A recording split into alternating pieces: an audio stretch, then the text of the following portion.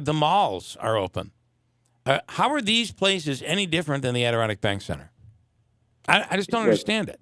Senator Griffo, good morning. Yeah, you're right, and that's what we've criticized.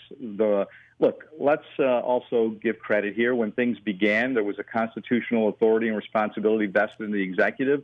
The governor took on that responsibility and began to guide us. But I think as time went on, he amassed an enormous amount of power, and you've seen a lot of inconsistencies, contradictory opinions that are being given, and some of these appear very arbitrary. So it's time to rein that in.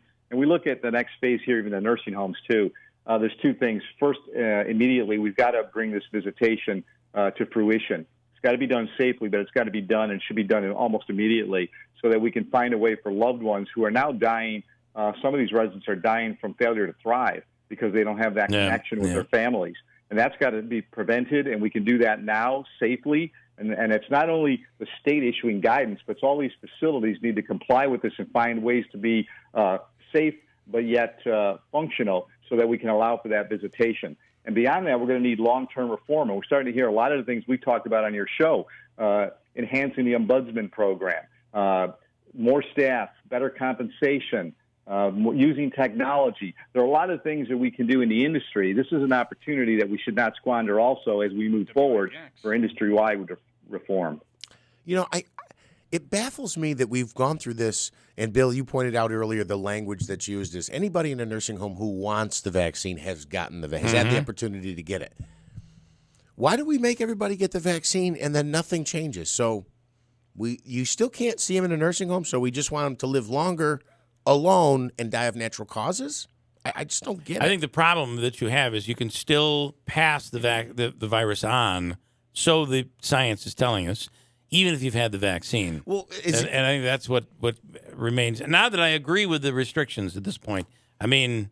But I guess is the answer that, okay, so then now we're going to have nursing homes where people can opt in where it's 100%. So it's almost like you want a smoking table or a non-smoking table. I want to go to a nursing home where 100% of the population has had the vaccine. I just don't know. We're going through this, and we're told it's going to get better, and then nothing changes. So did it get better? I think what you're seeing is, unfortunately, Jeff, a lot of trepidation because so many things have changed so quickly. When you think you have an answer to something, you find out new information, and it brings you into a different situation and perspective clinically. So you're right. At this point in time, your point is well made and well taken, and we need to implement accordingly. But on the other hand, we're learning something each and every day as a result of confronting this pandemic, and I think that's something we all have to recognize and understand also as we move forward. Are you at all surprised in the way he went after that Democratic assemblyman?